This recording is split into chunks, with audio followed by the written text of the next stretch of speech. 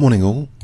A mega exciting tournament is being held at the moment, the Sinquefield Cup. This is a Super GM double round robin tournament, so they each play each other twice. It's held between the 27th of August to September the 7th, and it's billed as the strongest tournament in the history of chess. Unbelievable. So the players Magnus Carlsen, Aronian, Caruana, Nakamura, Topalov and Maxime Vachier-Lagrave. So you got the one ranking 1, 2, 3, 5, 8 and 9, average rating 2801. So it's the first Category XXIII tournament.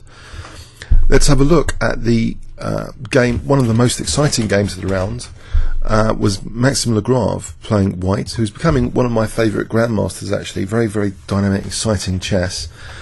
And Magnus plays e5, and after knight f3, knight c6. Do we get the classic Roy Le Pez?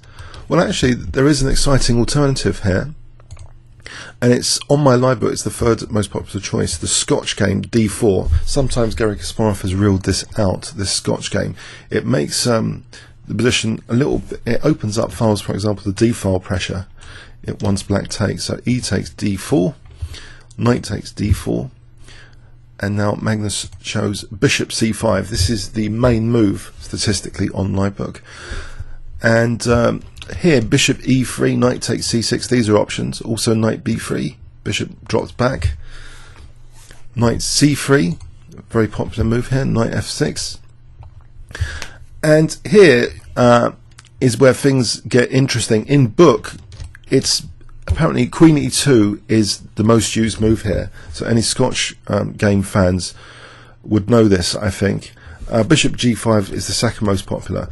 A routine move like, say, bishop d3 just to protect the pawn, and black's got no problems here, it seems. From an engine point of view, black's doing actually very well indeed. Okay, so queen e2 creates this, apparently, I mean, I think the idea is to create a threat of e5, and usually black is parrying e5 to push the knight away. If the bishop's over here, black's king might be a little bit less safe with that bishop over there, and white could have ambitions to castle queenside. So usually I think the move is d6 to try and suppress, discourage e5. But another move here was played, a5, which is actually much rarer than the main alternative is the castle here. And in this position, I don't think e5 is at all good with white's king sitting here. This is just trouble after rook e8. So white would usually here play bishop g5, and the game would continue like that. But Magnus chose a bit rarer a5, and we get a very, very sharp continuation coming up now. e5 is actually played, and black simply castles kingside. With the white king sitting in the center, this looks very, very dangerous indeed for white, but also for black here. Both sides kings could be questioned here. So white now takes this knight on f6, and you might think the immediate rook e8 looks good. This would actually be an inaccuracy. The immediate rook e8, it seems white's doing very well here with bishop e3. If a4, knight d2, knight d4 looks scary, but queen d1 here, this kind of position is good for white apparently. So say knight f5, white could castle here and reach a good position. So that would actually represent an inaccuracy to play rook e8. The engine move in what was played is actually a4 in this position first, and this makes things a lot more awkward. So basically, if knight d2, for instance, white's going to be in trouble like this. After d5, black's getting an advantage actually. This is very nice. All of black's pieces are working very well together, and that's very pleasant for black. So after a4, things really sharpen up. Black has just sacrificed the knight here. White sacrifices the knight now with knight d5, that b3 knight. So what's the idea of this? Well, several ideas. Knight e7 check could be useful in some variations, but it's also supporting that e3 square as well. Here, after rook e8, we see that bishop e3. Black now plays a takes b3. Okay, so what on earth is going on? This is well away from what most people see in the royal pairs, this territory here. White actually now plays queen g4, Maxime Vachier-Lagrave threatening mate in 1 against Magnus Carlsen. Magnus reacts with g6. And now, this pawn can't be taken because of the rook, and c takes is not particularly good here, I think. If c takes, then this check is very, very annoying. This is not very nice at all for white. For example, like this. Well, black's going to be better. That's horrible. So the pawn should really, it can't be taken. White gets on with development with bishop c4. And this is a very critical position. And the move played now is a little bit surprising, I think, for engines. They come to it eventually. There's an attractive alternative which engines view in this position using this pin on the bishop, which is to play actually bishop d4. This wasn't played. That's interesting. Magnus plays knight b4. Let's just check out just very briefly bishop d4. It hits b2. It hits f6. It's using that pin. What could white play here? Let's imagine white castles. Let's say bishop takes b2. White could actually afford to sacrifice the exchange here, because this is such a dangerous pawn for maneuvers like this to mate black on g7 that in this position c takes b3. Just to demonstrate that, if bishop takes, rook takes, okay, white is now threatening queen h4. A crude maneuver like this. Black has to play it very accurately here. Let's say rook e5. Also queen f4 now as an alternative to go like this. And it's actually pretty dangerous now for black. This is given as better for white, this position. It looks pleasant enough. Any queen h6 immediately here. There's queen f8. But this is still unpleasant for black, leaving that pawn here. It's like white has got a good bind on the position. So it's a difficult position if you look at bishop d4 and try and reject bishop d4. Magnus played a more liberating move for his c8 bishop. He actually played knight b4. So challenging that aggressive knight on d5. And okay, let's say white ignores taking there. Let's say white castles d6, hitting the queen, say queen h4, and now just in time black's got knight takes d5, which means that any queen h6 now in this position is queen takes f6, and black should be okay, this is about equal. So I'm not sure it can easily be left with castling. It's actually taken here. Knight takes b4, and now we see d5, hitting the queen, hitting the bishop. Very sharp tactical position. Queen f4, now d takes c4, getting that piece back. So both black's bishops look very, very aggressive at the moment. The pawn needs further support really to be effective for this kind of threat of queen h6. White castles for the moment. And you'll note here that any bishop takes e3 might really help white now, because if f takes, the rook is supporting that pawn, meaning that queen h6 is much more dangerous. So black really doesn't want to take on e3 here. He takes on c2. Magnus takes on c2.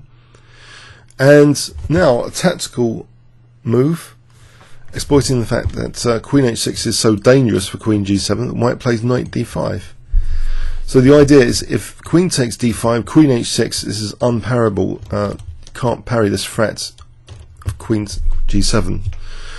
So that knight seems quite dangerous there. We see in this position now, let's say black reacted with bishop e6 as an idea. Then the knight's also now supporting f6, so queen h6 again, terminal. So what can be done? Well, Magnus plays rook e6. So now, if queen h6, there's actually, well, also the f8 square is available to black's queen after rook e6, as well as the potential exchange sack. If queen h6, then actually strongest here apparently is rook takes f6, not queen f8. If queen f8, that might be okay for white to drop back, but actually in this position rook takes f6 would be strong for black.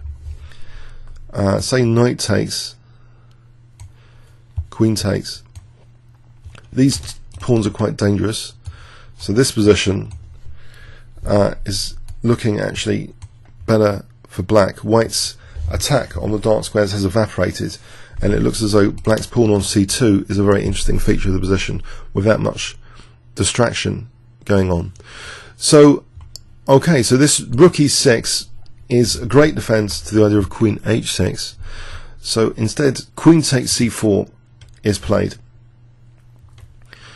Now Magnus does actually play bishop takes e3. What would have been a terrible move before seems okay in this particular position, even though white's strengthening f6, it seems, with f takes e.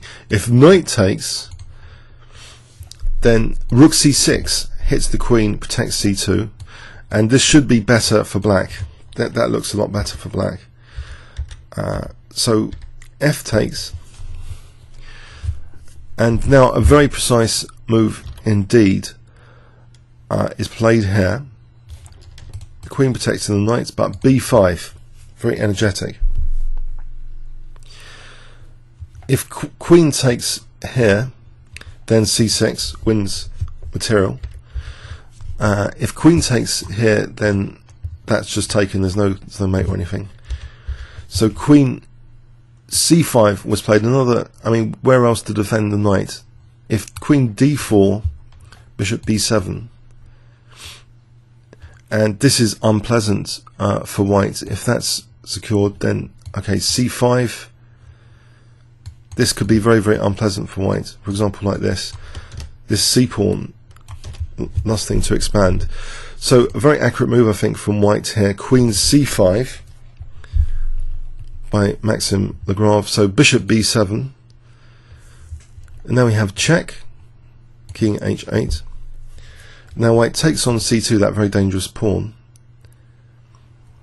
And now a very energetic maneuver indeed in this position, rook a6. So doubling against the f6 pawn here, and then e7 would be loose. Rook ac1 is played, counter-attacking the c7 pawn. Rook takes f6, that's taken, takes. Queen takes c7, but here was a chance here for Magnus to get an advantage in this position. It looks very, very tempting to threaten a mate in one. In one's own games, threatening a mate in one is often preferred to doing something else because it really asks for a specific response to the mate in one threat. Queen d2 here was played, threatening the mate in one and hitting the rook. So there's no queen takes here because of the rook. But it seems as though in this position queen d3 turns out to be, although less intuitive than that, it seems very, very dangerous alternative indeed as well. So keeping hold of the f5 square, this diagonal is very useful for defense, because white has some forcing moves here in terms of queen b8 and queen g8 coming up, which need to be calculated. With the king coming up like this, there's also this rook c5 idea. So this is lurking behind the scenes in this position. But if we see the effects of queen d3 here, and look at this attempt with these forcing checks, they seem to fail here with the queen on d3. After check, check, check, rook c5 check, g5, this is not working for white. Rook takes g5 check. Now black can avoid perpetual checks here, not by playing king takes g5, because check, check, check, check. It's perpetual check time here, basically, like that, for example. But actually, in this position, there's a mega sharp move after this rook sack to play king h4 here. And now, after g3, for example, king takes, check. The point finally is revealed of the queen on d3, making a huge difference. That f5 is playable here with the queen protecting f5. And so this makes the whole perpetual check construction fail.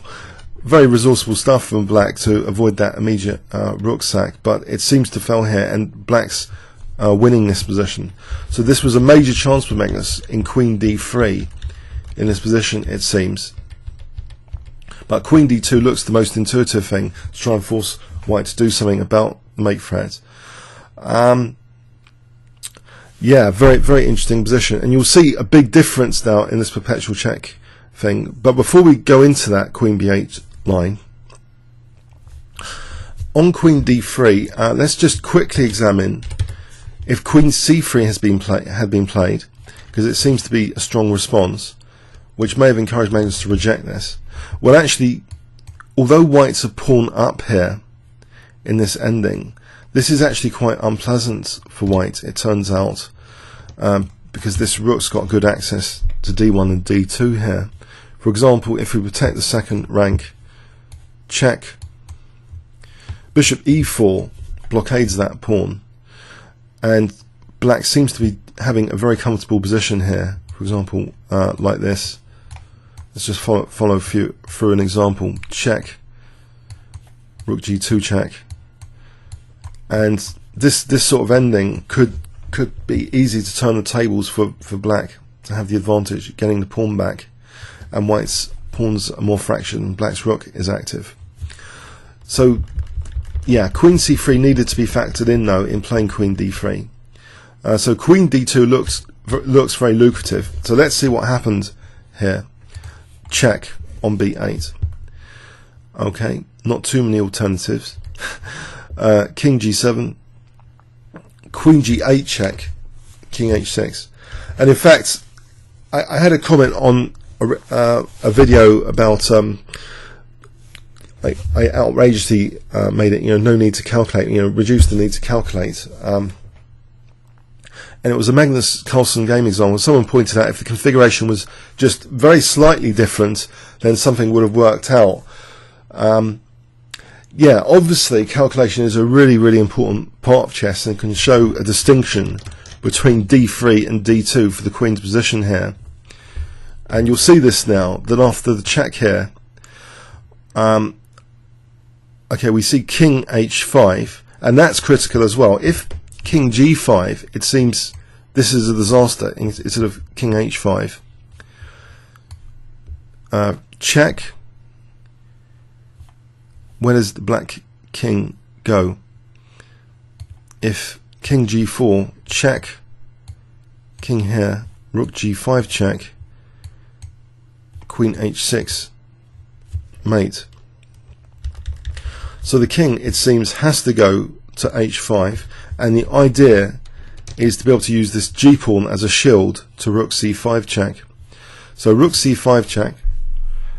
So if the king, we get a similar variation here, just the check and mating. So g5 has to be played. But you'll note that the queen here is not eyeing f5. So that subtle difference in position now. After rook takes g5, you might think, well, actually, doesn't king h4, isn't that a good move like it was before?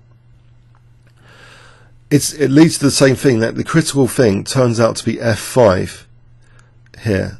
For example, like this, check, rook g6, check, and you see f5, it can be taken. If the queen was on d3, this would be protected. So after rook takes g5, black didn't bother with king h4, black took that immediately, and we have this check. And are there any options? Not really. If king h4, there's a forced mate here on king h4. Knight f5 check. So forcing move exercise. If king h5 g4 is checkmate. If rook takes f5, then check here. Check.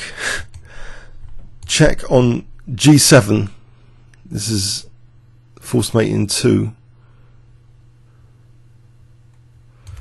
After here, queen g4, checkmate. So basically after queen g7, king h4 is ruled out. King h5 is also ruled out with g4 check, taking the rook, check, queen h6 check, queen f4 check, and white's doing very well here. For example, like this. The knight and queen start to coordinate like this, for example. In this position, queen h6 check is plus 13, because if king takes, then there's e4 check, exploiting the loose queen, winning the queen. And if here, check, and again we force this e4, winning the queen. So very, very sharp positions. So if we go back, after this check, Magnus Carlsen correctly played rook g6. But what a shame the queen isn't on d3, because now check here and f5 with no defense from the queen. This draws as well, but this was played, which also draws. Check here. King h5. Multiple moves draw here. Taking here apparently is 0 0 0. King g4. King h4, king g4, or king h5. They all apparently are drawing. So king h5. Queen takes f5 check. There's no escape from the checks. Check here. Check, check, check, and they agreed a draw. So there was one chance there in this game, it seems, and it's kind of counterintuitive. It's nice to be able to threaten the mate in one, but it seems one's own king, if one factors in those specific variations, one's own king seems to need a little bit more control of f5 when this rook comes in, and g5 is used to shield the king. And then there's a spectacular rook sack. Great game to start off the tournament. Very, very exciting stuff. So queen d3 would have made a significant difference. But as I say, even on queen d3, white doesn't have to go in for this. White just plays queen c3 and perhaps could draw that rook and pawn, and even though it looks a little bit on the miserable side potentially. Well, once it simplifies, it seems black had enough active play to potentially regain the pawn and start torturing white, but that's a long way from this position after queen c3. So it's understandable that queen d2 was preferred here. Who wouldn't play queen d2 here? I have to factor in all these checking possibilities. Okay, I hope you enjoyed that and got something out of it. Comments or questions on YouTube. Thanks so much.